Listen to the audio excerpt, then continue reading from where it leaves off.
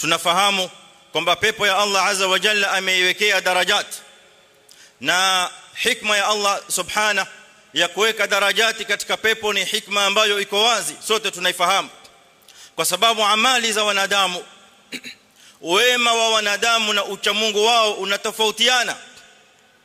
Kwa hivyo ni lazima kadhalika katika malipo Allah subhanahu wa ta'ala ende akawalipe waja wake kila mmoja kadiri na kulingana na vile alivyotekeleza katika ardhi na vile alivyomcha subhanahu wa ta'ala hapa duniani.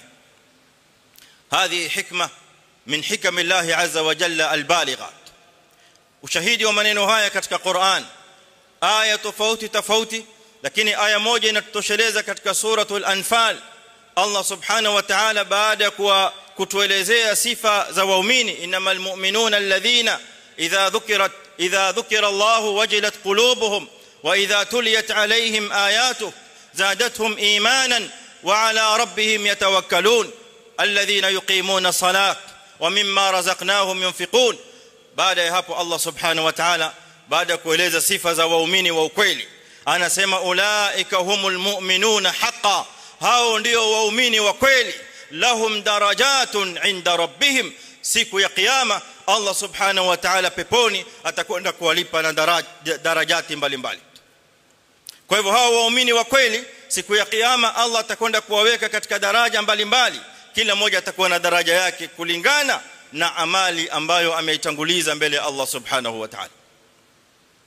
Naye Mtume sallallahu alaihi wasallam akasisitiza kadhia hii ya kwamba peponi waja watakwenda kuwa katika darajat, hawatakuwa wote katika sehemu moja wala katika daraja moja, la bal bihikmati Allah azza wa jalla an ja'ala ibadahu almuttaqin fi darajatil ula, darajatin mutabayina mukhtalifa. Mtume sallallahu alaihi wasallam katika hadithi ya Abu Huraira aliyepokea Imam al-Bukhari na Muslim atuambia salawatullahi wa salamuhu alayhi,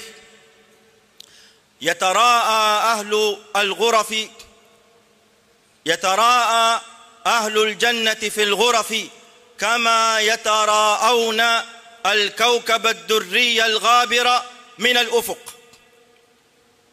Yataraa ahlu al-janna, watu wa peponi siku ya kiyama watakapokuwa washaingia peponi. Mtume sallallahu alaihi wasallam atuambia yataraa, watakwenda kuoneshana, kila mmoja muoneshe mwenzake, kama yatarauna al-kawkab ad-durri al-ghabir min al-ufuq, kama vile hapa duniani waja wanavyooneshana nyota ile iliyoko mbali ambayo inanawiri, iko mbali watu hawaioni, mmoja amuonesha mwenziwe waiona nyota ile inayong'ara, min al-ufuqi iliyoko katika upeo wa ardhi, min al-mashriqi upande wa mashariki, au min al-maghrib au iliyoko upande wa magharibi. Kwa hivyo vile watu wanavyooneshana nyota leo duniani, wanavyooneshana mathalan mwezi unavyoandama duniani na kadhalika, ndivyo watu watakavyokwenda kuoneshana siku ya kiyama. Pepo ya mwenzio utakwenda kumuonesha mwenzio pepo ya fulani ile na pepo ya fulani ile, kama vile unavyoonyesha nyota ambayo ni al-ghabir, iko mbali. Huyo ni mwenzio, pale ilipo nyota ndipo alipo yeye. Kwa rahma ya Allah subhanahu wa ta'ala na kwa fadhila ya Allah azza wa jalla, kila mmoja akamweka pahala pake.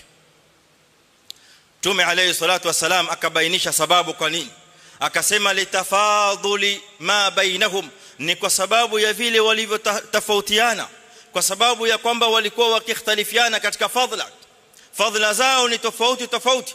Kwa hivyo ndivyo jinsi ambavyo Allah subhanahu wa ta'ala siku ya kiyama atakwenda kuweka peponi.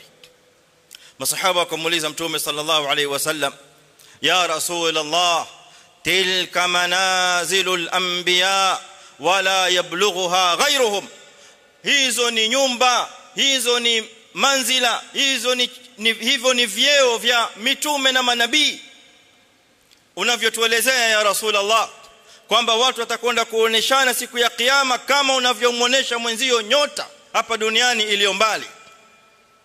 Sasa wanamwambia mtume sallallahu alaihi wasallam hizo ni nyumba za manabii wala yablughuha ghayruhum, wasiokuwa manabii hawatofika katika daraja hizo ya Rasulullah. Walivyofahamu wao wa masahaba, mtume sallallahu alaihi wasallam anawasahihisha, anamwambia bala, sivyo hivyo mnavyodhania. Walladhi nafsi biyadihi, na hapa kwa yule ambaye nafsi yangu iko katika mikono yake. Rijalun, hao ni watu ambao amanu, waume waliomwamini Allah subhanahu wa ta'ala, wasaddaqul mursalin, na wakasadikisha mitume wa Allah subhanahu wa ta'ala juu ya yale walioyasema. Kwa hivyo mnavyodhani kwamba hao ni manabii, sivyo. Hao ni watu kama nyinyi, ghairul anbiya, ghairul mursalin, ni rijal, watu waume ambao wamesimama na iman na wakasimama na tasdiqil anbiya, tasdiqir rusul, wakaamini yale yote waliokuja nayo mitume wa Allah subhanahu wa ta'ala na kiongozi wao bwana mtume salawatu rabbi wa salamu alayhi, ambaye ndiye mtume wetu. Hizi darajat mtume sallallahu alayhi wasallam katika hadithi nyingine, pointi ya pili, akatuelezea masafa ya kila daraja na daraja nyingine masafa yake ni umbali wa aina gani. Si daraja la ukadhani pengine daraja moja iko hapa, daraja ya pili baada ya futi 100 au baada ya futi 50, vile unavyotawirisha katika akili ya mwanadamu. Mtume sallallahu alayhi wasallam fi hadithi Abi Hurairah radhiyallahu anhu fima akhrajahu Muslim wa ghayruhu, asema mtume sallallahu alayhi wasallam, inna fil jannati 100 daraja a'addaha Allahu lilmujahidin fi sabili. Huo ni mfano daraja za peponi kulingana na maneno ya wanazuoni kupitia kwa hadithi za mtume sallallahu alayhi wasallam, la tuaddu wala tuhsa wala ya'lamu addaha illa Allah. Daraja hizo za peponi anayejua idadi yake hasa halisi ni Allah subhanahu wa ta'ala pekee. Kwa mfano tu mtume sallallahu alayhi wasallam anasema, inna fil janna, hakika peponi, 100 daraja, kuna daraja 100. Hizo daraja 100 zimewekewa nani? A'addaha Allahu lilmujahidin fi sabili, zimewekewa wale wanaopigana kwa ajili ya Allah subhanahu wa ta'ala. 100 hizo ni za mujahidina fi sabilillah peke yake. Sasa na wale wengine watakuwa na daraja ngapi?